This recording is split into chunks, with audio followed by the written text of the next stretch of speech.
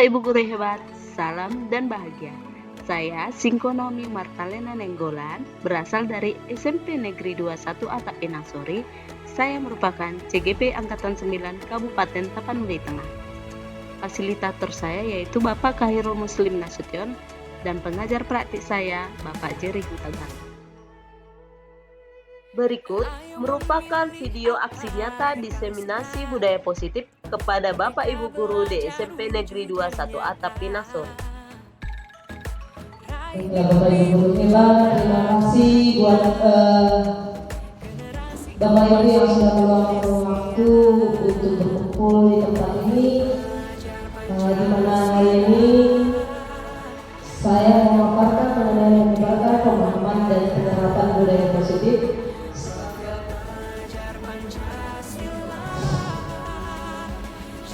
sebagai salah satu syarat untuk memenuhi tugas aksi nyata guru penggerak.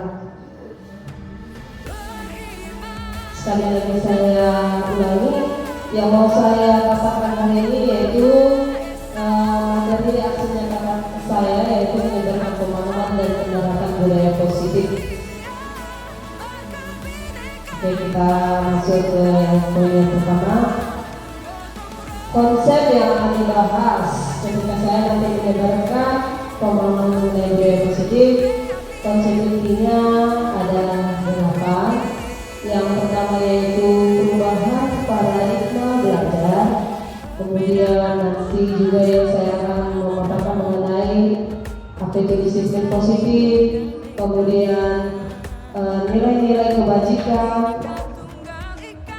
Selanjutnya nanti juga saya akan memaparkan mengenai kebutuhan dasar manusia, motivasi perilaku manusia, posisi kontrol manusia, keyakinan kelas, dan segitiga restitusi.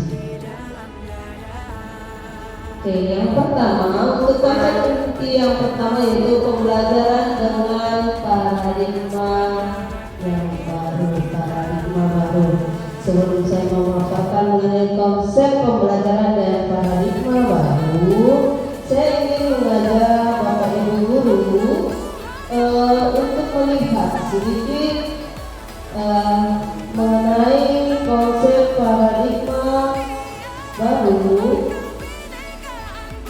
dengan pertanyaan berupa kegiatan romantik. Silakan Bapak Ibu sebentar.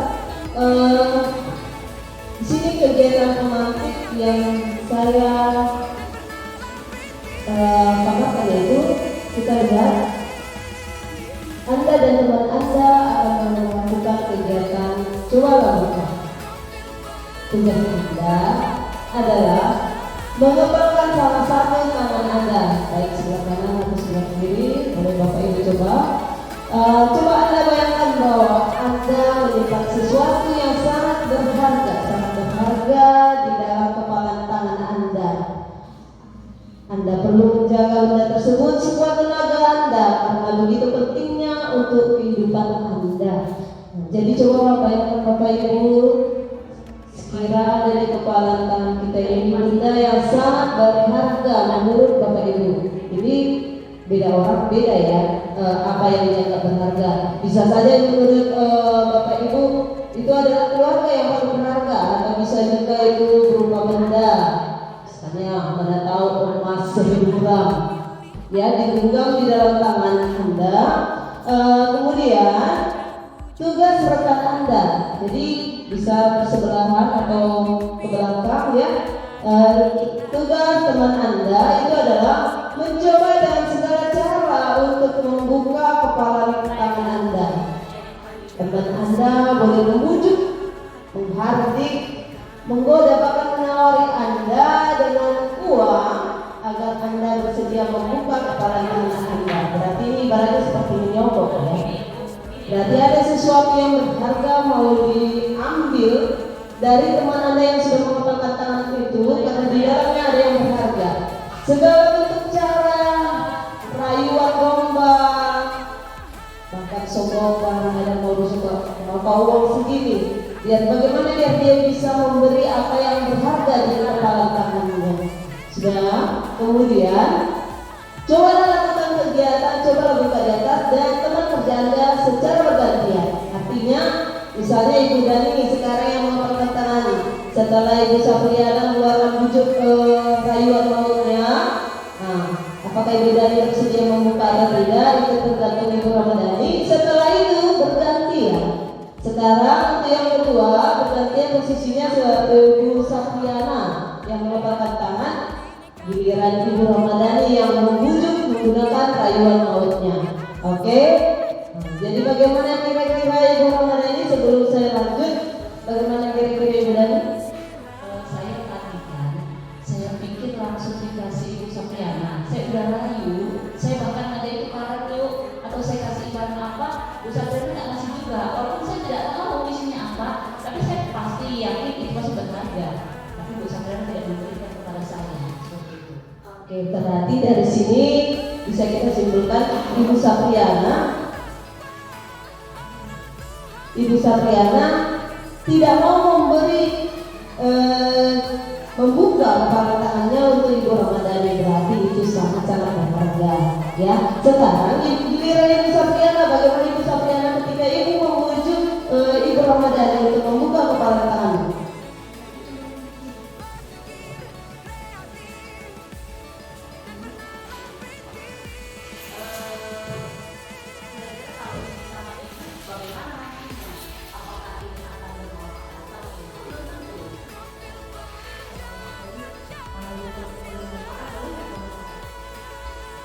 Belum tentu mengapa sama Ibu. Kenapa Ibu saya gitu? Saya kan bilang kenapa dia mungkin bisa juga dengan saya itu sedikit berharga dan bermanfaat pula. Jadi kasihlah, ayolah. Saya ini ya, Ibu sebenarnya sangat berharga sama saya, dan saya yakin kalaupun ini saya berikan kepada Bu Sapriana, maka Bu Sapriana akan bisa lebih dari saya. Oke, saya berikan. Oke, berarti kesimpulannya terjadi perbedaan pendapat antara Ibu Sapriana dan Bu Ramadhani.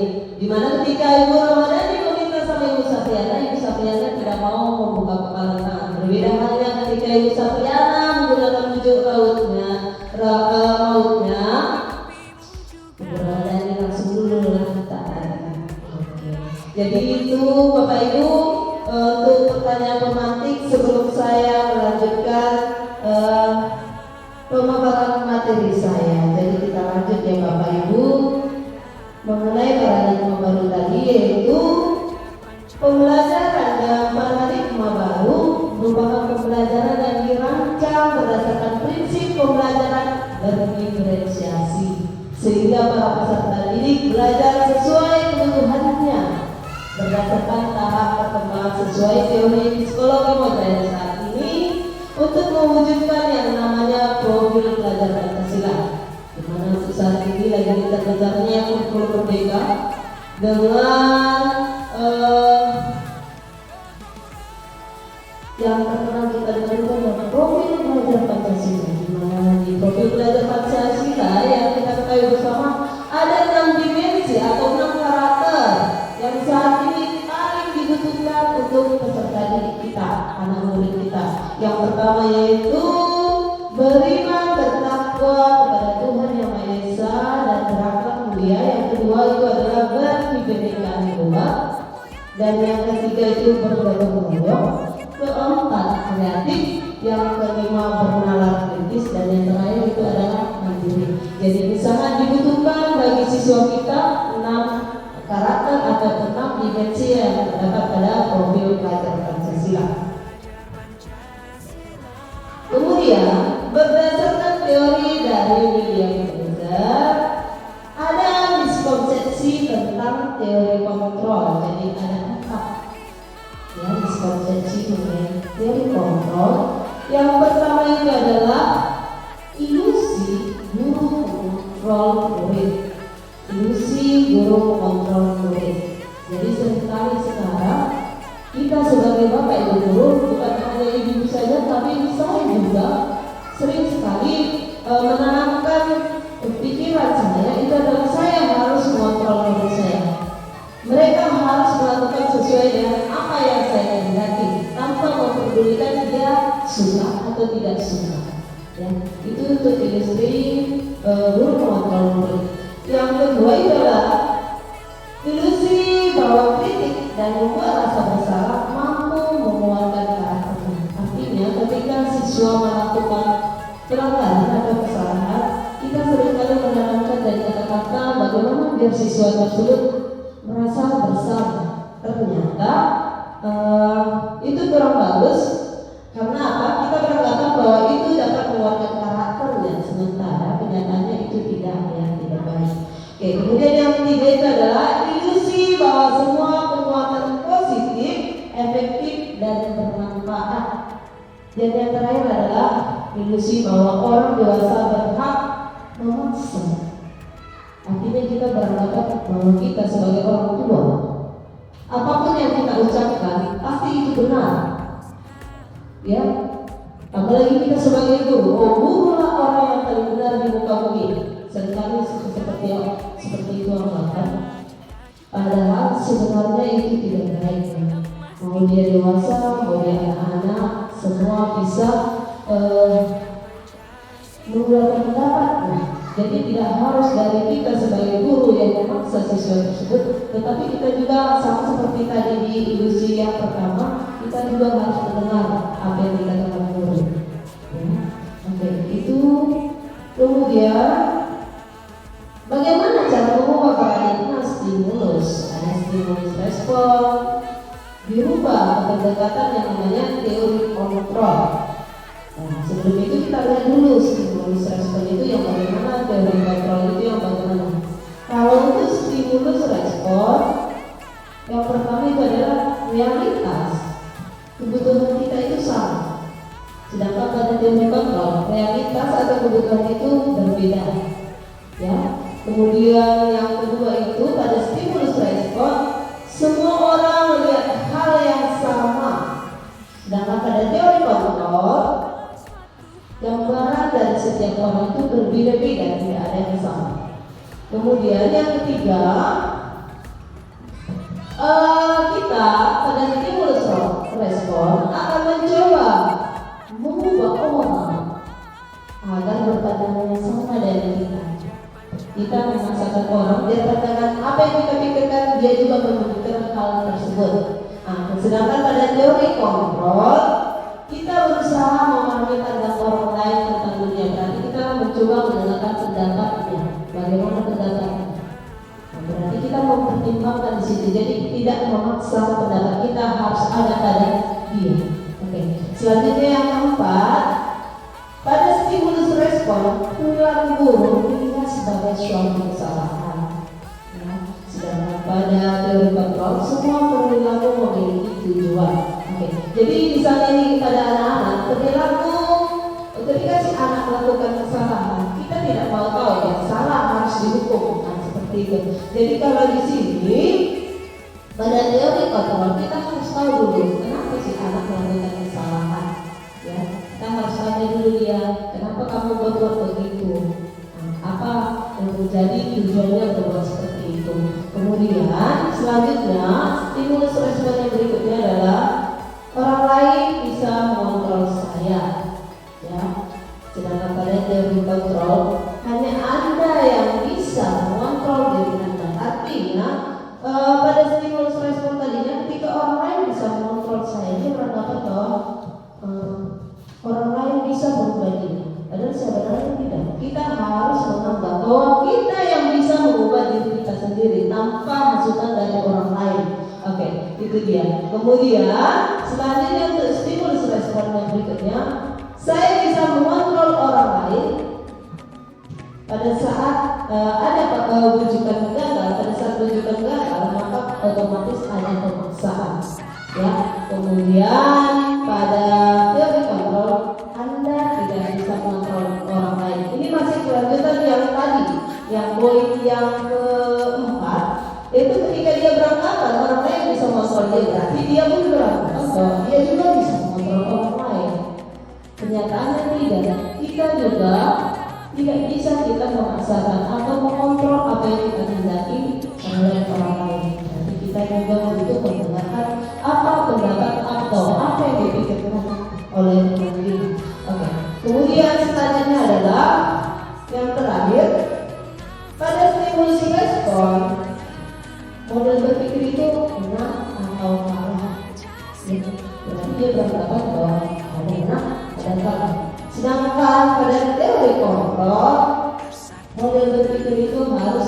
artinya menang.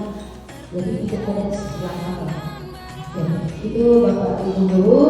Selanjutnya masuk ke konsep inti yang kedua, yaitu mengenai disiplin positif, khususnya kita di kelas maupun ada misalnya adalah kelas, di mana disiplin itu apa? Disiplin berasal dari kata disiplina yang artinya belajar, ya. Disiplin mengacu pada disiplin diri yang memiliki tanggung jawab terhadap apa yang dilakukannya berdasarkan nilai-nilai yang diyakini. Ya, itu dia.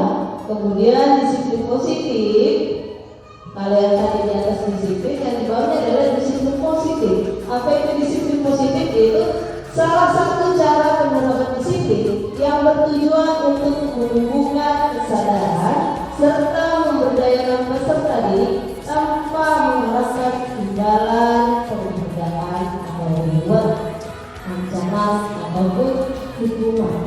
Artinya ketika kita melakukan suatu tindakan nilai kebajikan, itu tidak ada unsur kita takut adanya hukuman atau ancaman, atau bahkan kita mengharapkan suatu imbalan. Seringkali ya kita mengharapkan suatu imbalan, pemberian ataupun hukuman. Kemudian sebagai pendidik, tujuan kita adalah menciptakan peserta didik yang memiliki disiplin diri atau disiplin positif, sehingga mereka berperilaku mengacu pada nilai-nilai kebajikan universal dan memiliki motivasi intrinsik dalam perubahan perilaku ke arah yang lebih baik. Saya ulangi sekali lagi, kita sebagai guru atau sebagai pendidik, tujuan kita sebenarnya adalah menciptakan peserta didik yang memiliki disiplin diri, sehingga mereka berperilaku mengacu pada nilai-nilai kebajikan universal dan memiliki motivasi intrinsik dalam perubahan perilaku ke arah yang lebih baik. Oke, baik. Selanjutnya, jadi kelanjutan dari tadi disiplin positif. Jadi tadi tujuan kita sebagai pendidik menanamkan pada diri siswa diri murid itu nilai-nilai kebajikan. Apa itu nilai-nilai kebajikan? Ya, kita perhatikan bersama bahwa nilai-nilai kebajikan adalah nilai yang disepakati bersama. Artinya tidak sepihak. Nilai-nilai itu yang kita yakini itu kita sepakati bersama antara guru dan murid kita, antara pendidik dan murid, lepas dari yang namanya suku bangsa, agama, bahasa maupun latar belakang. Ya. Bagaimana contohnya? Contohnya kita lihat di situ bahwa contoh nilai kebajikan institusi atau organisasi yang kita akan bersama ada 3 di sini. Saya buat, yaitu yang pertama itu pada institusi atau organisasi profil pelajar Pancasila, kemudian pada Ibu Primary Years Program atau PYP. Oke, selanjutnya adalah keterampilan hidup atau life skill. Ya. Apa saja nilai-nilai kebajikan yang terdapat pada profil pelajar Pancasila? Seperti yang sudah saya utarakan sebelumnya, bahwa profil pelajar Pancasila memiliki nilai-nilai kebajikan antara lain yang pertama beriman dan bertakwa kepada Tuhan Yang Maha Esa, kemudian berakhlak mulia, kemudian kebinekaan global, gotong royong, mandiri, kreatif, dan berkenalan bisnis. Ya, ini tadi sudah saya katakan sebelumnya Bapak Ibu.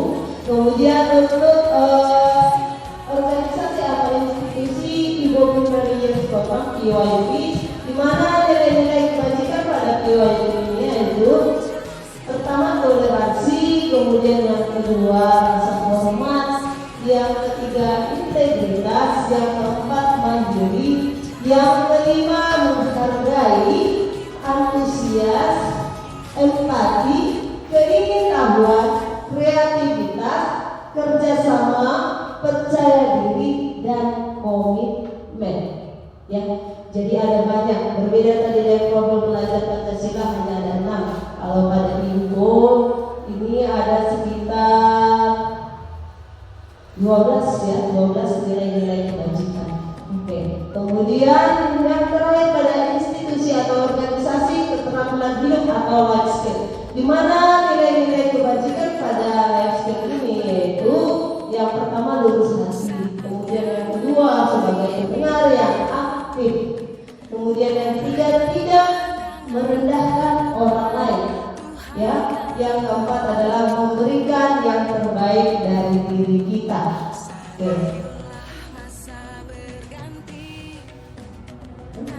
Selanjutnya Bapak Ibu, kebutuhan dasar manusia. Jadi manusia memiliki yang namanya kebutuhan, beda kebutuhan, beda keinginan. Jadi di sini juga kita mempelajari mengenai kebutuhan yang paling dasar pada manusia. Jadi apa itu kebutuhan dasar manusia? Itu adalah segala sesuatu yang kita lakukan untuk mendapatkan apa yang kita inginkan.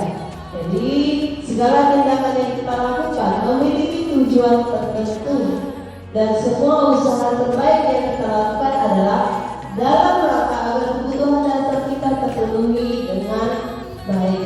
Ya, ini contohnya ketika kita membutuhkan yang namanya makan, maka apapun akan kita lakukan yang penting kita bisa makan. Berarti itu sudah termasuk dari kebutuhan dasar manusia. Oke, yang berikutnya, kebutuhan dasar manusia itu ada 5.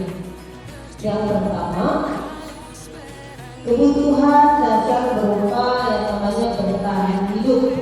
Yang kedua, kasih sayang dan rasa diterima, rasa diterima.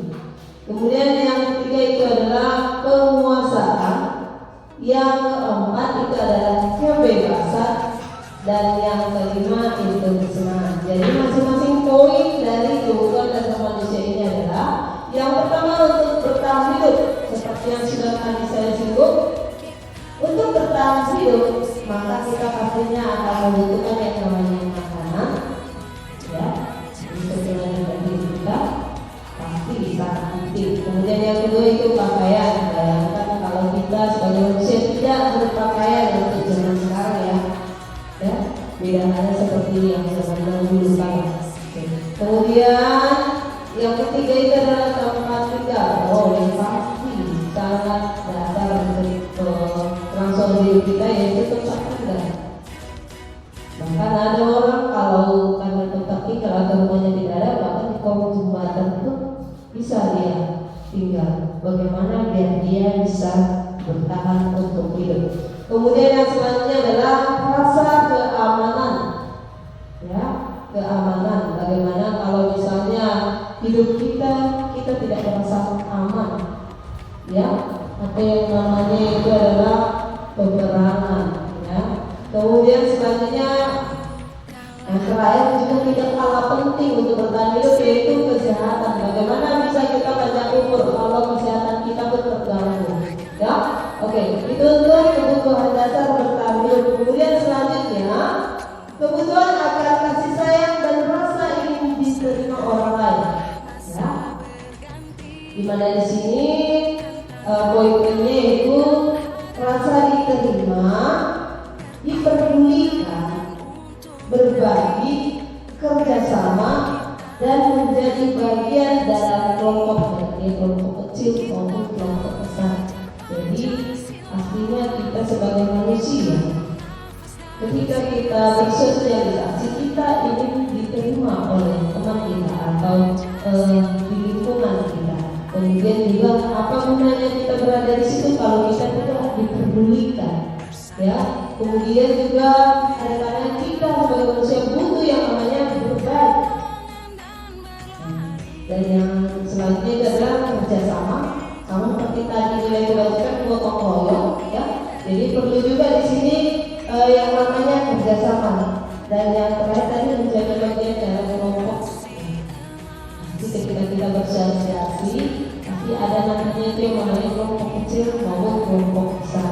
Kemudian lanjut ke kebutuhan dasar yang ketiga, penguasaan. Di sini poin-poin yang ada pada kebutuhan dasar manusia pada penguasaan, yang pertama itu adalah keinginan untuk dianggap oleh orang lain, ya. Seperti lagu itu, sebagai kekasih yang tak dianggap kami, ya. Jadi di sini pasti kita sebagai manusia pasti oleh orang lain. Berarti disadari keberadaan kita sebagai orang lain. Kemudian yang selanjutnya adalah memimpin, ya. Tapi jangan hanya kita yang dipimpin. Ada kalanya juga kita berkeinginan untuk memimpin, ya. Kemudian selanjutnya adalah berprestasi. Berprestasi di sini bukan saja di bagian akademik, tapi banyak prestasi untuk orang lain. Artinya kita sebagai manusia sangat membutuhkan yang namanya prestasi. Kemudian diakui dan didengar oleh orang lain. Bayangkan ketika kita berbicara di sini, teman kita tidak mendengar, pasti ada timbul rasa berkecil hati ketika kita berbicara kita tidak didengar. Ya, selanjutnya kebutuhan dasar manusia yang berikutnya adalah kebebasan. Ya, kebebasan di mana di sini poin-poin dari kebebasan seperti yang kita lihat di depan itu adalah pertama mandiri. Ini masih berkaitan erat sama nilai kebajikan dari profil pelajar Pancasila kali mandiri. Nah, pastinya kita sebagai manusia membutuhkan yang namanya mandiri, artinya tidak diatur-atur oleh orang lain, ya. Kemudian yang kedua, memiliki pilihan yang masih bersangkut paut sama mandiri tadi. Berarti kita bisa menentukan pilihan kita, ya. Jangan ketika kita mau melakukan sesuatu kita diatur oleh orang lain, padahal kita sebenarnya mempunyai pilihan tersendiri. Jadi ada unsur pemaksaan bukan dari dalam hati kita. Kemudian yang selanjutnya adalah mencoba hal yang baru. Nah, kalau mencoba hal yang baru berarti kita menyukai yang namanya tantangan, ya. Oke. Selanjutnya mampu mengendalikan arah dirinya, mau kemana arah dan tujuan kita. Berarti pasti kita mengingat yang namanya kita bisa mengarahkan arah dan tujuan hidup kita, ya. Itu dia untuk kebutuhan dasar berupa kebebasan. Dan yang terakhir itu adalah yang namanya kesenangan, ya. Kesenangan di sini sebagai kebutuhan dasar manusia memiliki poin. Yang pertama itu adalah bermain, ya. Terutama untuk anak-anak, pasti dia sebagai wujud dari manusia pasti ingin bermain. Dan jadi jangan dipaksa terus untuk belajar. Ada kalanya selingi dengan bermain, ya. Ketika dia bermain juga dia bisa belajar di situ, Bapak Ibu. Ya, selanjutnya itu adalah humor. Biar tidak menonton hidup ini, pasti kita sebagai manusia membutuhkan yang namanya humor atau candaan. Ketika kita memiliki beban yang berat, ketika ada teman kita yang pandai untuk berhumor atau bercanda, pasti kita akan terhibur. Kemudian selanjutnya adalah rasa antusiasme. Berarti kita sebagai manusia salah satu yang kita butuhkan adalah rasa antusias. Kemudian yang terakhir itu adalah tertawa. Masih bersangkut paut sama humor tadi. Berarti ketika kita tertawa berarti kita merasa senang, ya. Oke, itu. Selanjutnya untuk motivasi perilaku manusia. Motivasi perilaku manusia. Nah, di sini Bapak Ibu sangat penting sekali, terutama ketika sebagai pendidik untuk mengajar. Ada 3 motivasi perilaku manusia, ya. Yang pertama itu adalah untuk menghindari ketidaknyamanan atau yang namanya hukuman, ya. Seringkali ketika kita sebagai guru, bahkan seorang murid, ya, melakukan apa yang kita perintahkan karena takut dan adanya hukuman. Jadi bukan dari dalam diri. Oke. Kemudian yang kedua itu adalah untuk mendapatkan imbalan atau penghargaan atau rewards dari orang lain. Jadi terkadang murid kita dia bersemangat untuk belajar ketika kita mengiringi dengan yang namanya hadiah, ya. Maka itu pun bukan termasuk motivasi dari dalam dirinya, ya. Kemudian yang terakhir ini yang pentingnya untuk menjadi orang yang mereka inginkan dan menghargai diri sendiri dengan nilai-nilai yang mereka percaya. Berarti apa yang mereka yakini, apa yang mereka percaya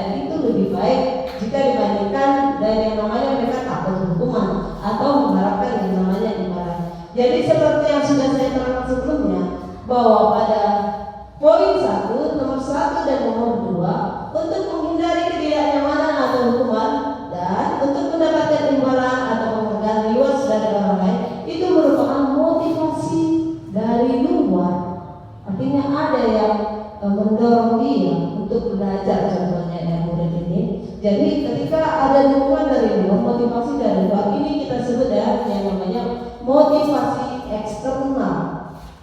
Ya, sedangkan ketika dia melakukan segala sesuatu yang dia inginkan berdasarkan apa yang dia percaya atau apa yang dia yakini, maka otomatis itu merupakan keyakinan dari dalam dirinya. Berarti itu motivasi internal, ya, motivasi yang berasal dari dalam dirinya.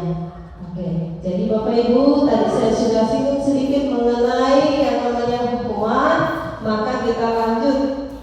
Apa itu hukuman? Kemudian ada yang namanya konsekuensi, ada yang namanya restitusi. Ya, jadi kita lihat untuk apa perbedaan antara hukuman, konsekuensi, dan restitusi. Kita lihat di sini, kalau dia hukuman, dia sifatnya tidak terencana atau tiba-tiba.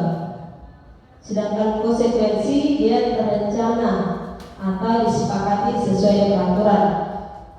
Ya, itu dia antara perbedaan hukuman dan konsekuensi. Misalnya seperti ini Bapak Ibu, kalau hukuman itu pasti ketika kita melihat si anak melakukan kesalahan, contohnya terlambat, berarti kita langsung kutip sampah sana, ambil sampah sana. Oke, berarti itu tiba-tiba, hukuman yang tiba-tiba, atau bersihkan kamar mandi, keliling kamu lapangan, berarti dari situ itu tiba-tiba perencanaan itu, hukuman itu muncul dari dalam diri guru pada saat itu juga. Artinya tidak ada kesepakatan antara guru dan siswa. Jika kau terlambat, kau akan mengutip sampah. Jika kau terlambat, kau akan keliling lapangan. Belum ada kesepakatan sebelumnya. Jadi di situ mereka terlambat, di situ langsung muncul hukuman. Makanya dia sifatnya tidak terencana atau tiba-tiba. Sedangkan konsekuensi, ada perbedaan antara hukuman. Kalau dia konsekuensi sudah terencana atau disepakati, artinya siswa masing-masing pasti sudah tahu mana yang baik dan mana yang salah. Jadi ketika dia terlambat pasti dia tahu itu salah. Jadi untuk sebelumnya sudah ada kesepakatan antara guru dan siswa. Kalau misalnya dia terlambat, maka ada konsekuensinya, yaitu konsekuensi yang seperti yang saya katakan, mirip tadi seperti hukuman, ada sebenarnya bukan hukuman. Ini bentuk konsekuensi. Misalnya dia mengutip sampah, sudah ada kesepakatan seperti itu. Jadi murid-murid, anak-anak, kalau misalnya kamu terlambat, maka nanti kamu akan mengutip sampah. Jadi sudah ada disepakati sebelumnya.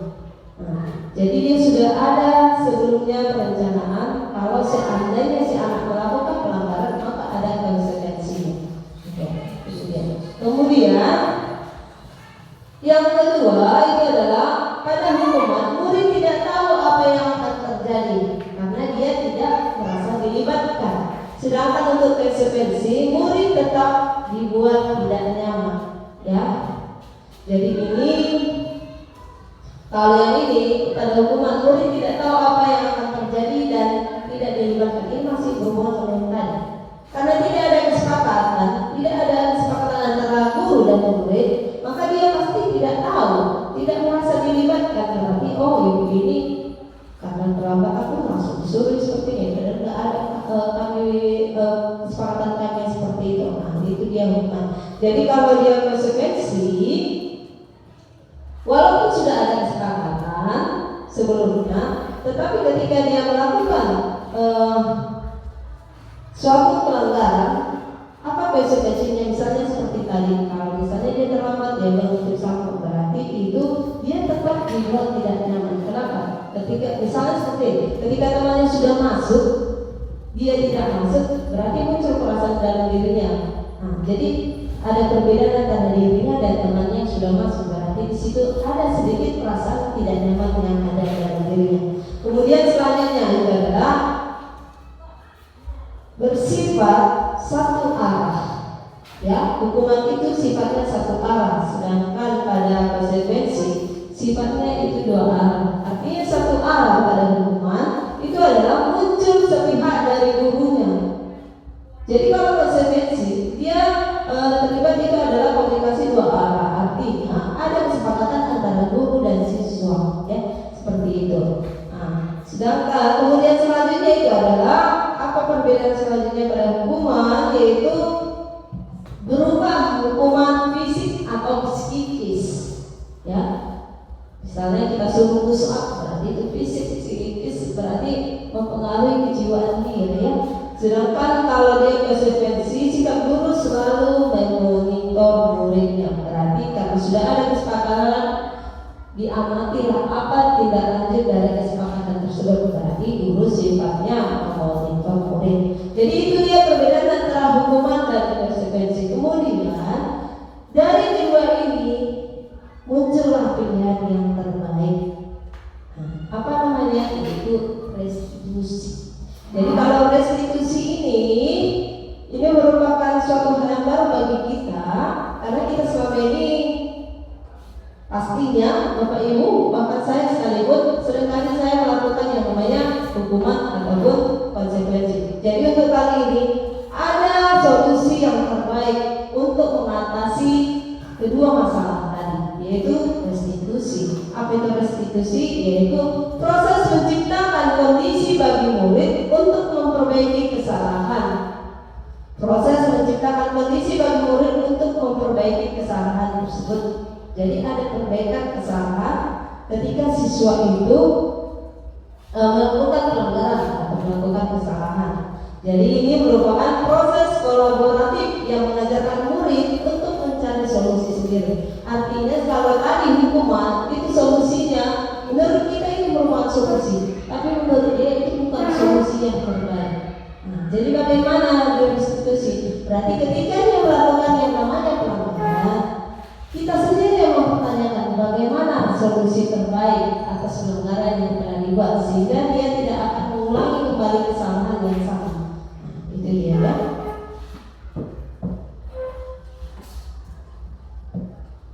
Oke, selanjutnya Bapak Ibu, konsep yang berikutnya adalah posisi kontrol. Jadi posisi kontrol pada manusia itu ada 5, ya, terutama kita sebagai pendidik itu biasanya posisi kontrol yang kita terapkan itu ada 5. Yang pertama itu adalah kita posisinya sebagai penghukum, ya. Kemudian yang kedua sebagai pembuat merasa bersalah, ya, posisi pembuat merasa bersalah. Kemudian yang ketiga itu adalah sebagai teman, dan yang keempat itu adalah sebagai pemantau, ya, guru sebagai pemantau. Dan yang terakhir itu adalah guru sebagai manajer. Jadi yang dari antara kelima itu nanti kita lihat mana yang bagus untuk kita terapkan sebagai posisi kontrol kita. Oke, sebelum kita menjawab, kita lihat dulu di sini contoh penerapan posisi kontrol, ya. Kasusnya berupa siswa yang tidak memakai atribut lengkap saat upacara bendera. Misalnya pada saat upacara bendera ada beberapa siswa yang tidak menggunakan topi atau tidak menggunakan seragam yang lengkap seperti ikat pinggang ataupun sepatu, ya. Bagaimana peraturan yang ada di sekolah? Siswa ini melanggar, yaitu tidak memakai atribut lengkap. Jadi berdasarkan posisi kontrol yang kelima tadi, di sini kita lihat bagaimana kalau dia posisi kontrolnya sebagai penghukum. Contohnya, ketika kita sebagai guru, misalnya guru pikir, ya, menghadapi siswa yang tidak lengkap atributnya, misalnya hormat pada bendera selama 1 jam. Oke, berarti di situ ketika kita mengucapkan kata seperti itu terhadap siswa kita yang tidak memakai atribut lengkap itu, maka di situ peran kita atau posisi kontrol kita adalah sebagai penghukum. Kemudian kalau kita sebagai guru, posisi kontrolnya membuat merasa bersalah, maka itu contohnya seperti ini. Berapa kali ibu harus memberitahu kamu selalu saja mengecewakan ibu. Berarti ketika kita mengucapkan seperti itu, kata-kata seperti itu, berarti kita menginginkan bahwa murid kita merasa bersalah atau merasa apa yang dilakukannya itu memang salah, atau itu tidak lengkap. Berarti aku harus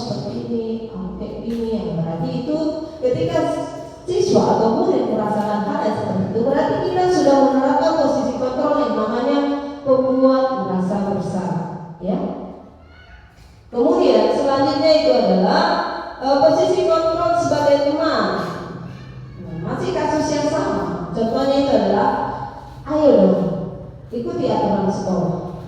Kau bantu ibu ya sekali yang sudah tidak apa-apa. Lain kali jangan berbuat seperti ini lagi ya. Oke, berarti ketika kita mengatakan seperti itu, mengucapkan yang namanya seperti itu, maka kita peran kita sebagai guru, kita menerapkan posisi kontrol sebagai teman. Kemudian yang selanjutnya posisi kontrol sebagai pemantau. Contohnya, kamu sudah mendengar peraturan sekolah, kamu tahu konsekuensinya. Setelah upacara, kamu beri atributnya ke koperasi dan jangan diulangi lagi. Oke. Dan kata-kata seperti itu berarti kita sudah menerapkan posisi kontrol sebagai pemantau, ya. Dan yang terakhir, ya, bagaimana kalau kita posisi kontrolnya sebagai manajer? Jadi kalau kita posisi kontrolnya sebagai manajer, pasti kita akan mengucapkan seperti ini kepada siswa kita ketika mereka tidak memakai atribut lengkap. Apakah kamu tahu kesalahanmu? Kira-kira bagaimana kamu memperbaiki kesalahanmu? Oke. Berarti ketika kita mengucapkan kata-kata seperti itu, berarti kita mengajak si anak untuk berpikir di mana letak kesalahannya. Jadi selain kita mengajak dia untuk berpikir di mana letak kesalahan dia, menyadari kesalahan dia, kita juga mengajak bagaimana solusinya untuk yang selanjutnya. Apakah tetap dia kita harapkan seperti itu? Apakah dia ada perubahan untuk kedepannya? Berarti ketika kita berpikiran seperti itu, maka kita sudah menerapkan yang namanya posisi kontrol sebagai manajer. Jadi Bapak Ibu, kesimpulannya dari contoh kasus ini dan contoh kasus yang sama, ada 5 tadi posisi kontrol yang sudah diterapkan dan contoh-contohnya, maka bisa kita simpulkan yang terbaik dari kelima posisi kontrol ini, kita sebaiknya menerapkan posisi kontrol sebagai manajer, ya, sebagai manajer. Karena ini berkaitan tadi dengan yang namanya restitusi tadi. Kita mengajak siswa tersebut untuk mencari solusi yang terbaik agar dia dapat memperbaiki kesalahannya. Oke. Jadi Bapak Ibu, silakan. Kemudian kita lebih bagus ya di sini. Oke, silakan Bapak Ibu biar kita lebih bagus di sini. Kita lihat posisi kontrol yang mana yang sering mengucapkan pernyataan-pernyataan yang tersedia seperti yang ada di depan. Contohnya, kan tadi saya sudah mengatakan 5 posisi kontrol. Jadi misalnya seperti ini, saya kecewa sekali dengan kamu. Ketika kita mengucapkan kata-kata itu, berarti kita sudah menerapkan posisi kontrol yang dan kata-kata itu. Saya kecewa sekali dengan kamu, berarti kita sudah posisi kontrol kita membuat orang merasa bersalah. Kita cek ya dulu. Ya, benar ya. Berarti ketika kita mengucapkan saya kecewa sekali dengan kamu, berarti kita sudah menerapkan posisi kontrol membuat merasa bersalah. Kemudian yang kedua, ibu kejar aku karena ibu guru sayang aku. Ya, berdasarkan kebutuhan manusia tadi kan ada 5 tadi seperti yang saya jelaskan. Ibu kejar aku karena ibu guru sayang aku. Berarti yang mana kebutuhan si anak di situ? Apakah dia membutuhkan yang namanya kesenangan dari kata-kata itu? Apakah penguasaan? Apakah kebebasan? Atau cinta dan kasih sayang? Cinta dan kasih sayang. Oke, kita lihat ya Bapak Ibu. Oke, benar ya. Jadi ketika kita si anak mengucapkan ibu kejar aku karena guru itu, karena ibu itu sayang sama aku. Berarti kita membutuhkan yang namanya cinta dan kasih sayang. Kemudian yang ketiga, aku hebat kan, bisa bikin ibu guru kejar aku. Ya. Oke, di sini berarti kebutuhan mana yang diterapkan si anak? Ketika dia mengucapkan kata seperti itu, aku hebat kan, bisa bikin ibu guru kejar aku loh. Jago kali aku. Seorang guru bisa mengejar aku di mana? Berarti di situ dia apa kebutuhannya? Penguasaan. Oke, kita coba yang dulu. Oke, benar ya. Jadi ketika si anak mengucapkan seperti itu, berarti dia sudah merasa berkuasa.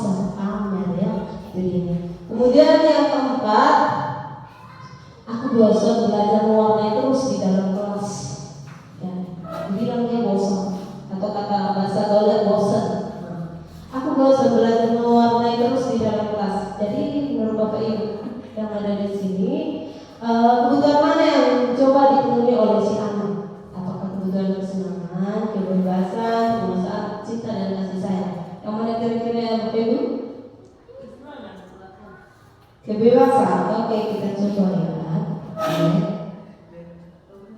Oke, benar ya Bapak Ibu. Jadi ketika dia mewarnai, dia merasa bosan, berarti dia ingin bebas, dia ingin mencari suasana yang lain. Berarti di situ dia berusaha memenuhi kebutuhan dasar manusia, yaitu berupa kebebasan. Ya, oke. Jadi di sini poinnya benar semua ya. Ini semua udah Bapak Ibu guru yang hebat. Oke, baiklah Bapak Ibu, kita lanjut yang berikutnya.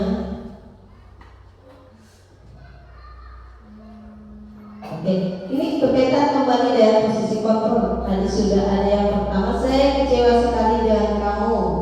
Tadi itu adalah posisi sebagai pembuat merasa bersalah. Kemudian yang kedua ini, kamu tidak pernah benar melakukannya. Ketika kita mengucapkan seperti itu, apakah kita mendapatkan posisi yang mana? Apakah sebagai pemantau, apakah sebagai teman, apakah sebagai manajer, sebuah merasa bersalah atau guru? Kamu tidak pernah benar melakukan.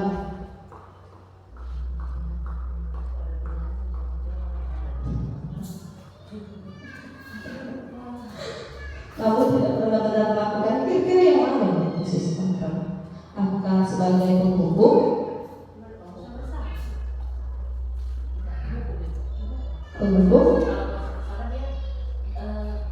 bagaimana itu dan penghukum Bu, kamu tidak pernah benar melakukannya. Jadi seolah anak itu ya memang salah terus gitu. Kalau dia kalau dia merasa bersalah, bagaimana cara kita agar seolah anak ini yang sadar salah dia gitu. Kalau ini memang seperti ini. kalau lebih besar? Karena di situ kita menjudge si anak itu bahwa dia tidak benar, artinya dalam tindakan ini kita menjudge itu bersalah. Oke, baik Bapak Ibu, di sini kita sama-sama belajar. Jadi kita sama-sama untuk mencoba menjawab. Ketika kita mengatakan kamu tidak pernah benar melakukannya, seringkali misalnya ini diri kata bodoh kamu, goblok kamu, gak pernah kau benar. Nah, jadi kata seperti itu termasuk apa? Saya lebih setuju kepada yang besar ya, membuat si anak itu merasa besar, ya, membuat si anak itu merasa besar. Ada yang mewakili, oh berarti aku bodoh, langsung ada anggapan seperti itu, aku bodoh. Ya, selanjutnya, apa rencanamu untuk menyelesaikan masalah ini? Ketika ada guru mengungkapkan kata-kata seperti itu, ketika si anak melakukan kesalahan, berarti posisi kontrol yang diterapkan guru apa? Yang mana? Sebagai manajer ya, seperti tadi kalau dia manajer, kita mengharapkan si anak menemukan solusi ini. Berarti berupa pertanyaan, apa rencanamu untuk menyelesaikan masalah ini? Berarti ada solusi nanti yang dikemukakan oleh si anak. Kemudian selanjutnya, ayolah lakukan demi ibuku. Lakukan demi ibu ya. Berarti itu posisinya yang diterapkan oleh si guru tersebut apa kira-kira? Sebagai teman, ya, sebagai teman. Seolah-olah dia dekat. Ayolah lakukan demi untuk ibu ya, ya. Kita mau kan untuk ibu ya. Nah, seperti itu. Berarti dia posisi kontrol yang diterapkan oleh si guru itu adalah sebagai teman. Oke. Kemudian ini selanjutnya, kamu tidak pernah mendapat nilai jika tidak mengerjakan tugas. Oke, ketika kita mengucapkan seperti itu, misalnya si anak tidak dikerjakan tugasnya, nggak akan ibu kasih nilai apa mau, nggak akan ibu kasih ibu isi nilai ujianmu ya. Nah, kalau seperti itu apa? Kira-kira? Bukan, ini kita posisi kontrol ini. Koordinasi salah, manajer, penghukum, teman, yang mana kira-kira posisinya? Ketika kita menjaga, kalau kau tidak bekerja, tugas nggak akan dibuka sebelumnya ya. Seperti itu. Kira-kira apa? Penghukum, ya, penghukum. Oke, jadi itu tadi contoh-contoh contoh dari posisi kontrol. Selanjutnya Bapak Ibu itu adalah di sini topik selanjutnya, konsep inti yang berikutnya adalah membuat yang namanya keyakinan kelas. Ya, mungkin sebelumnya juga ketika kita mempelajari platform Merdeka Belajar sudah ada disinggung sedikit mengenai ini, yaitu tentang keyakinan kelas. Ya, di sini sudah ada perubahan kata-kata keyakinan.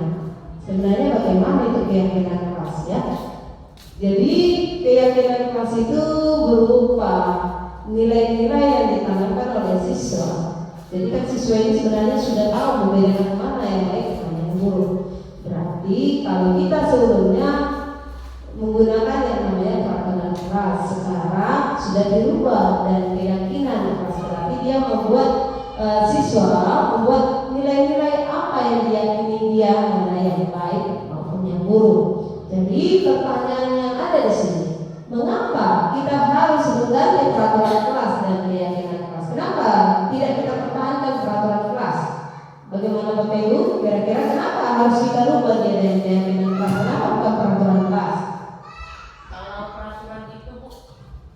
peraturan itu cenderung satu arah begitu. Tapi kalau keyakinan berarti kita buat secara bersama-sama agar siswa pun melaksanakannya lebih senang begitu. Dibandingkan kalau peraturan jadi mereka bersifat itu dari kita untuk mereka begitu. Tapi kalau keyakinan kita buat secara bersama-sama, mereka akan lebih ikhlas untuk melakukannya. Oke. Jadi sebenarnya ini masih berkaitan dengan stimulus respon dan teori kontrol tadi ya. Jadi kalau misalnya seperti yang benar yang dikatakan Ibu Ramadhani, kalau dia keyakinan keras berarti tidak ada unsur paksaan. Artinya kita sebagai manusia siapapun itu sudah bisa membedakan mana yang baik, mana yang buruk. Berarti ketika si anak mempercayai nilai-nilai apa yang diyakini berarti itu yang terbaik. Ya. Dia pun menyadari mana yang baik dan yang salah. Ya. Hanya saja seringkali walaupun sudah tahu mana yang baik mana yang salah masih tetap dilanggar juga. Jadi kalau keyakinan kelas, kenapa bukan peraturan kelas? Jadi kalau dia keyakinan kelas ini ada kesepakatan antara guru dan murid untuk mempercayai apa yang baik dan diterapkan di kelas mereka. Ya, jadi ada komunikasi dua arah, bukan guru yang menetapkan. Itu kalau peraturan kelas, guru yang menetapkan. Jadi siswa seolah-olah dipaksa mentaati semua apa yang diperintahkan oleh gurunya. Berarti ketika kita membuat peraturan kelas, kita berusaha mengontrol orang lain, ya. Kita berusaha mengontrol orang lain. Karena sebenarnya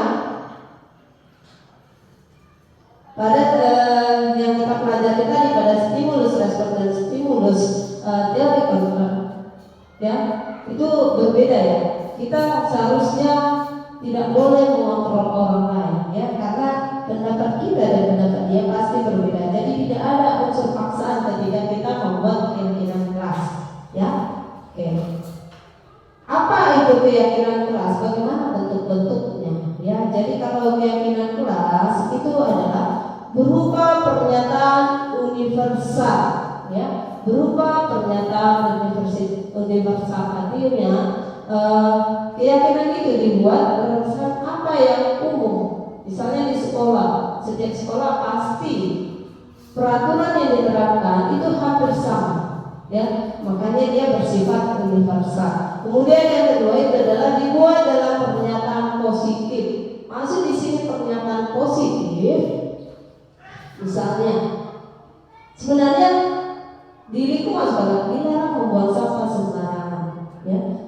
Jadi kalau dia dalam bentuk kata negatif, kalimat negatif, maka dibuat di situ peraturan dilarang membuang sampah sembarangan. Sebenarnya sebaiknya jangan dibuat seperti itu. Tetapi apa yang dibuat? Dia dalam bentuk kalimat positif, yaitu buanglah sampah pada tempat. Berbeda dilarang, berbeda dari kalimat kedua, buanglah sampah pada tempat. Jadi yang diharapkan pada keyakinan kelas, kita membuat atau kalimat yang ada di situ itu adalah bentuk kalimat positif, jangan dia kalimat yang negatif. Oke. Selanjutnya yang ketiga, keyakinan kelas itu tidak usah banyak-banyak, ya. Jadi itu biasanya maksimal 7. Apa tujuannya? Kenapa tidak boleh banyak-banyak? Satu aja belum tentu diingat murid. apalagi kalau ada hampir 20. Jadi ada batasan keyakinan kelas itu dibuat berapa banyak. Jadi dia maksimal 7. Bagaimana biar si anak itu meminat apa yang telah diyakini dia, sehingga dia tidak melanggar apa yang telah dia yakini. Itu dia. Kemudian selanjutnya adalah sesuaikan dengan keadaan atau kondisi di kelas kita bagaimana, ya, sehingga dia sudah lanjut semua warga sekolah atau warga kelas dilibatkan saat membuat keyakinan kelas. Artinya mau 30 siswanya, 30-nya harus membuat nilai-nilai apa yang diyakini dia, mana yang baik menurut dia. Jadi dari yang 30 ini, mana tahu nanti ada yang sama, itu kita samakan persepsi di situ. Ya, itulah langkah-langkah pembentukan yang namanya keyakinan. Yang berikutnya, Bapak Ibu, itu adalah yang terakhir tadi sudah ada disinggung mengenai restitusi. Jadi ada lagi istilah yang namanya segitiga restitusi. Ya, seperti tadi dikatakan restitusi itu adalah proses menciptakan kondisi bagi peserta didik untuk memperbaiki kesalahan mereka sehingga mereka bisa kembali pada kelompok mereka dan karakter yang lebih kuat. Ya, nah, itu tadi sudah disinggung masalah hukuman, konsekuensi, dan restitusi. Oke. Jadi apa itu segitiga restitusi? Bagaimana dia tahapan-tahapannya? Ya, kita lihat dari yang pertama itu adalah tahapan segitiga restitusi adalah menstabilkan identitas. Yang kedua itu adalah validasi tindakan yang salah. Jadi yang tahap akhirnya itu adalah kembali menanyakan apa keyakinanmu. Jadi ketika sudah menerapkan segitiga restitusi, maka kita harapkan itu adalah dapat menghasilkan murid yang mandiri dan bertanggung jawab akan kesalahan yang pernah dibuatnya.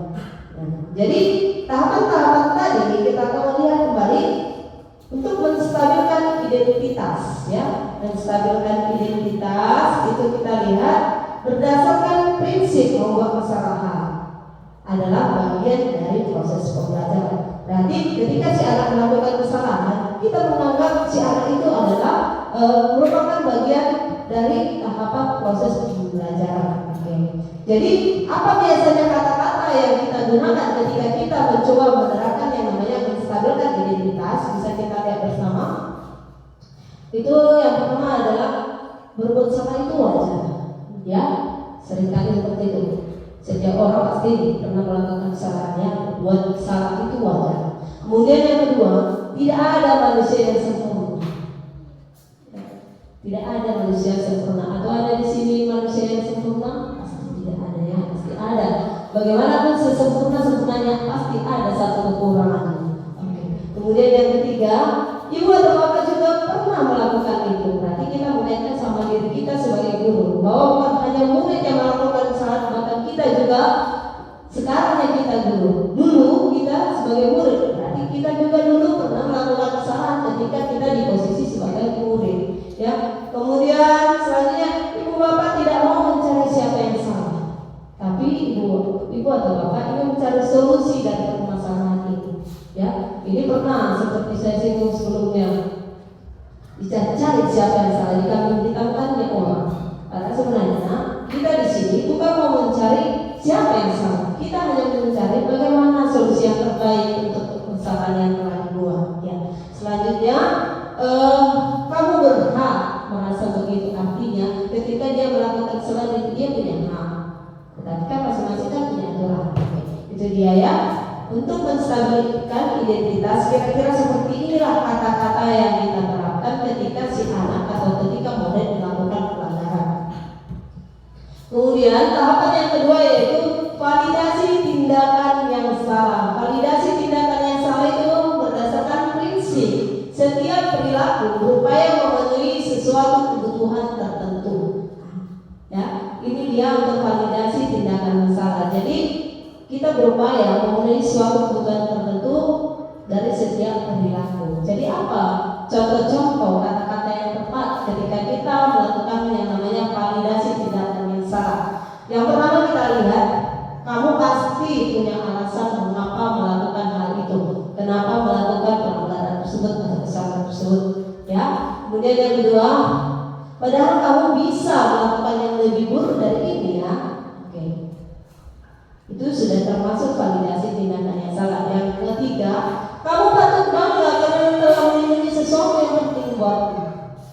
Ya misalnya tadi seperti contohnya tadi, ada unsur pemaksaan ketika mengepalkan tangan di pasar, temannya membuka kepalan tangannya, berarti di situ hasil akhirnya jadi ada perkelahian. Jadi ketika kita melihat siswa dan pengendara yang seperti itu, kita menggunakan kata-kata validasi tindakan yang salah, yaitu kamu patut bangga karena melindungi sesuatu yang berharga atau sesuatu yang penting bagimu, ya. Oke. Kemudian yang terakhir untuk validasi tindakan yang salah, salah satu contohnya kata yang diterapkan adalah kamu melakukannya karena mempertahankan sesuatu yang penting bagimu. Hampir sama dengan yang sebelumnya, ya. Oke. Itu untuk validasi tindakan yang salah. Dan yang terakhir, tahapan yang terakhir itu adalah menanyakan kembali keyakinan dari murid tersebut, yaitu berdasarkan prinsip teori kontrol bahwa pada dasarnya kita termotivasi secara intrinsik, artinya motivasi yang ada pada siswa itu berasal dari dalam dirinya. Jadi itu kita buat berdasarkan teori kontrol yang tadi sudah kita pelajari, yaitu teori kontrol pada posisi manajer, ya. Oke. Jadi apa dia kata-kata ketika kita menanyakan keyakinan? Yang pertama, apa keyakinan kelas kita? Apa keyakinan kelas yang sudah kita buat, ya? Kemudian yang kedua, nilai-nilai apa yang telah kita sepakati kemarin dan kita sepakati bersama. Kemudian yang ketiga, seperti apa gambaran sebuah kelas yang ideal menurut kamu. Yang terakhir, kamu mau ingin menjadi orang yang seperti apa? Dan kita menerapkan kata-kata seperti itu, berarti kita sudah melakukan segitiga diskusi pada tahap terakhir, yaitu menanyakan keyakinan. Oke, Bapak Ibu, kita lihat contoh dari penerapan segitiga restitusi.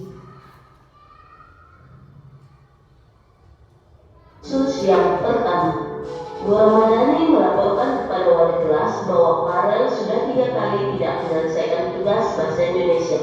Berikut merupakan skenario penyelesaian segitiga restitusi. Ya Pak, silakan. Begini Pak, tadi Ibu ada laporan dari Ibu Ramadhani. Kira-kira kamu tahu tidak apa laporan Ibu dan kepada Ibu pertama? Kan kamu tidak menggunakan tugas bareng.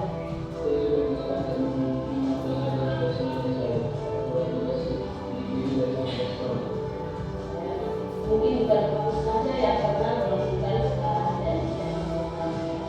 Bahkan Ibu sekalipun pernah tidak melakukan tugas di kerjaan Ibu sebelum waktu itu. Hanya saja setiap orang yang melakukan kesalahan pasti memiliki alasan yang kuat atas tindakan yang dilakukan. Kira-kira apa alasan Ibu tidak mau melakukan tindakan? Kenapa kamu malas Farel? Saya sudah menulis tugas yang telah mereka. Saya tugas membuat pidato program kelas dan saya tidak membuat pidato. Saya tidak mau panggung pidato di suatu minggu. Terus juga turun kami semua cerita. Sementara menurut kelompok saya sendiri mengaku jauh. Jika saya tidak datang. Kan kita sudah menyepakati kesepakatan kelas kita berupa keyakinan kita. Ya tidak kamu keyakinan kelas kita. Keyakinan mana yang kamu bangun? Bagaimana kira-kira tindakan kamu untuk memperbaiki keyakinan kelas yang telah kamu lakukan? Saya melihat sekali saya akan menolak pada beberapa tahun. Ketika saya kesempatan, saya akan menyelesaikan tugas kembali dan memberikan kepada keluarga. Apakah cukup hanya dari tindakan? Untuk kedepannya, apa rencana tindakan yang akan kamu lakukan? Dan saya pun bisa menyelesaikan tugas secara waktu. Dan jika saya bisa mengerti, saya minta kepada dulu atau kepada teman yang sudah mengerti menyelesaikan tugas tersebut. Dan untuk tugas kelompok, saya akan minta tolong kepada teman kelompok saya untuk mengerjakan tugas kelompok setelah sekolah. Bagus sekali, tepat sekali tindakan yang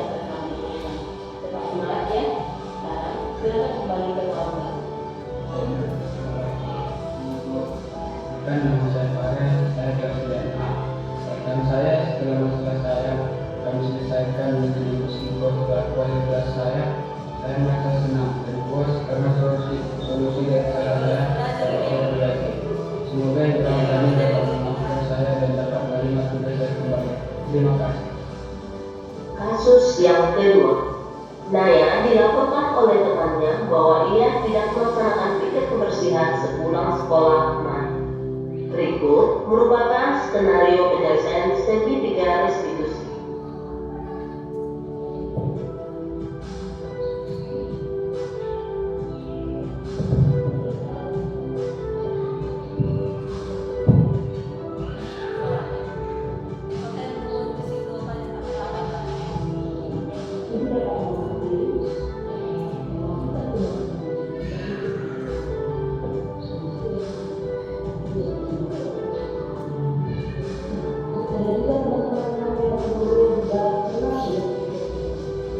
Iya, namun adalah bukan pasti punya alasan tersendiri apapun untuk permasalahan dan tidak diterima. Iya Bu, saya sering sekarang akan berada di rumah. Tidak ada yang berbeda.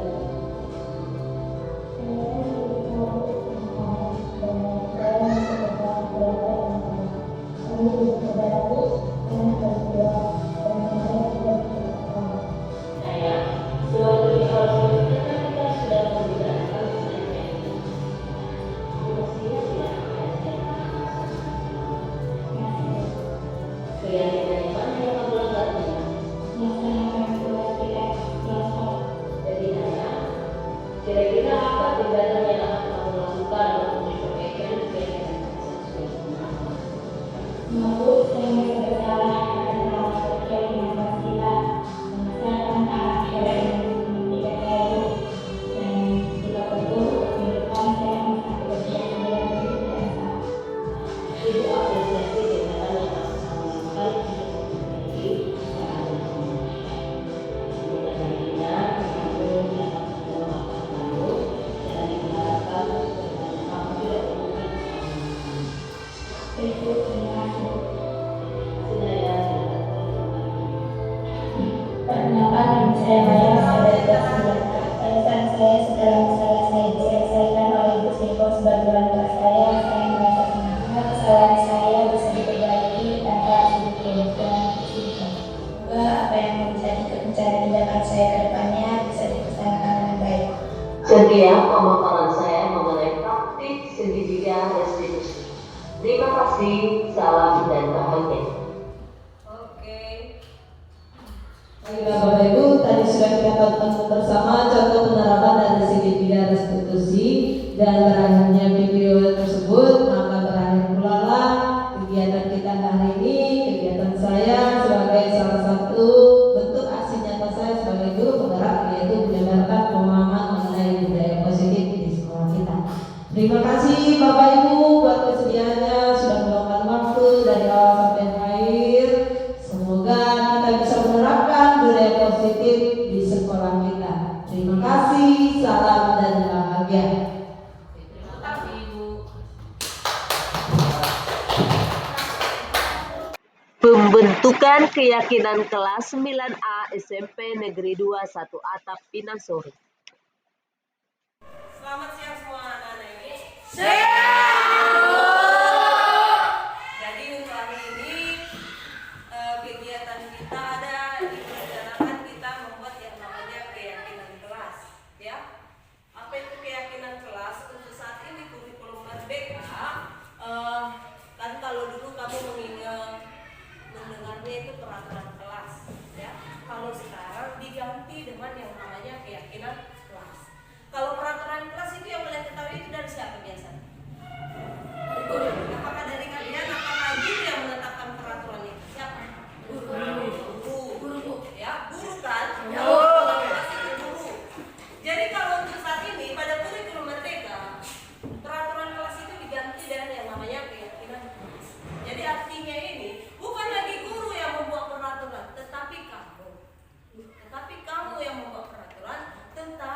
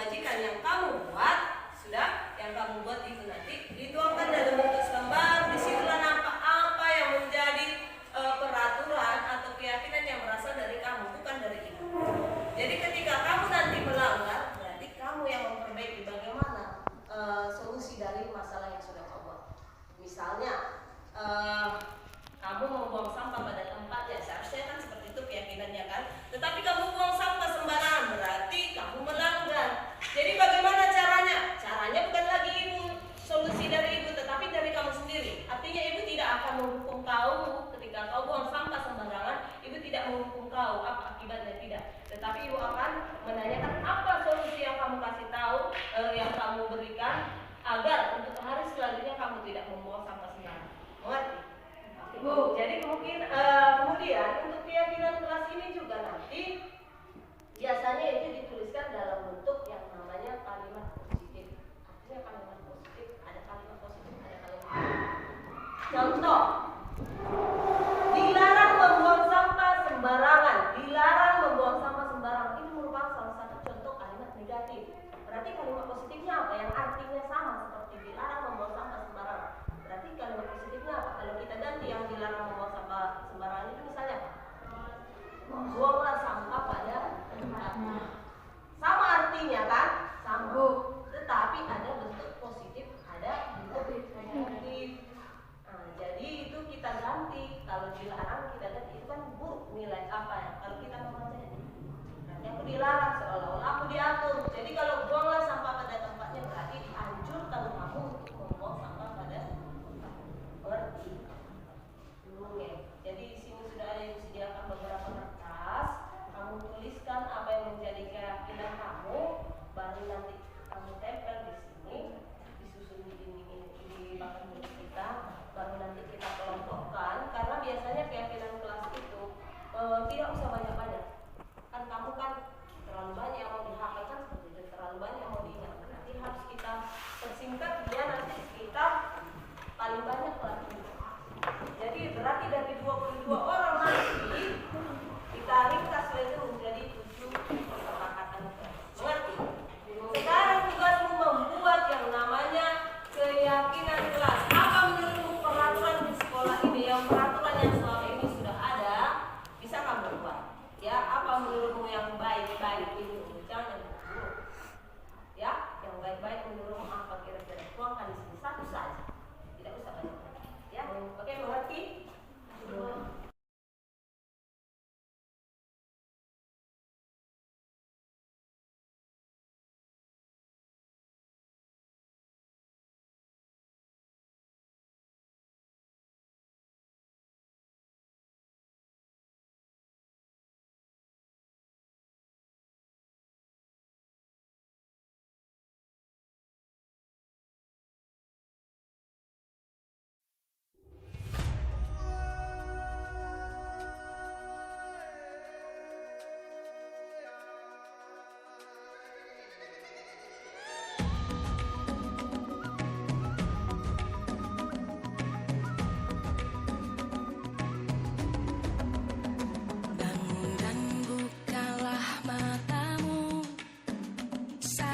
Berperilaku sopan dan santun, ya. Kita kelompokkan nanti mana yang sama di sini, berperilaku sopan dan santun. Kemudian dari si Nofrida dilarang membawa HP di dalam kelas. Dilarang membawa HP di dalam kelas, berarti dari Frida ya, tidak membawa HP. Sepi nggak boleh makan di dalam kelas, ini juga berbeda ini. Ya. Oke. Kemudian si Resto selalu lakukan yang terbaik. Setiap pelajar harus memakai seragam lengkap. Jadi jangan tidur di kelas, jangan tidur di kelas. Oke, Fernando, jangan mengganggu orang lain. Berarti ini sama dengan apa ini? Nggak boleh tidur, harus memakai seragam. Jangan mengganggu, ini sama seperti berperilaku sopan dan santun ya. Dilarang nyontek jawaban teman, berarti harus jujur ya. Oke. Dilarang tidur di kelas, sama seperti si ini ya. Siapa tadi? Asli dilarang menggunakan handphone. Habis siapa tadi? Nofrida.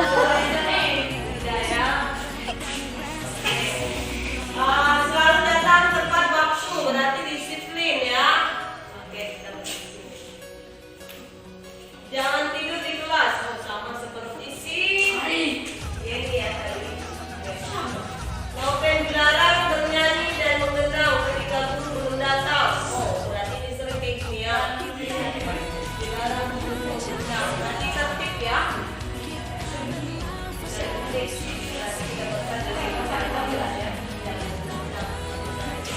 Wajib memakai seragam. Oke, sama seperti si Riri.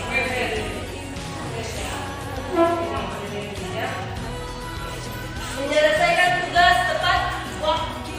Berarti hampir sama ini dengan si Tirta di dalam kepala.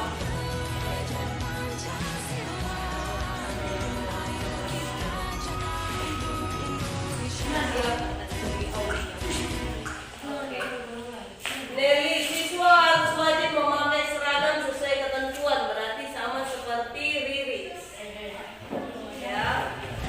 Pakaian harus rapi, sama juga seperti orang siapa.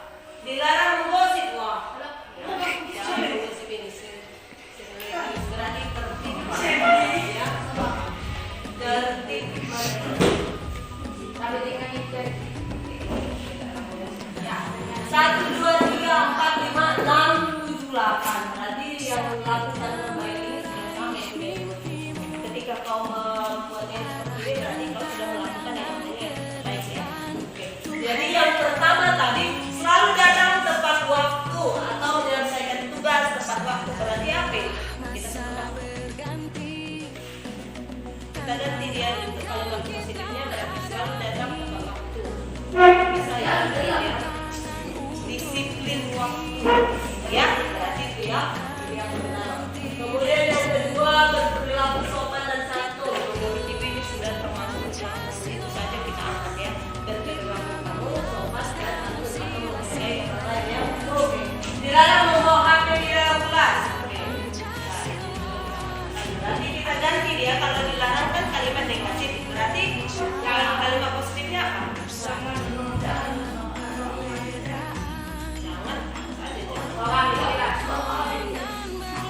Yang kita buat yang namanya kita sepakati tadi dalam bentuk kalimat positif, apa yang perlu kita buat.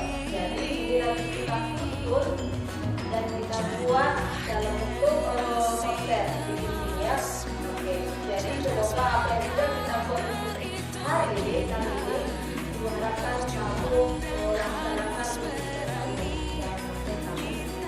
ya. Oke, baiklah, terima kasih ya. Oke, selamat siang. Sekian pemaparan Demikian saya video mengenai aksi nyata praktik diseminasi segitiga budaya restitusi. positif kepada Bapak Terima Ibu kasih, guru, salam beserta dan pembentukan bahagia. keyakinan kelas di SMP Negeri 2 1 Atap Pinang Sore. Terima kasih, salam dan bahagia.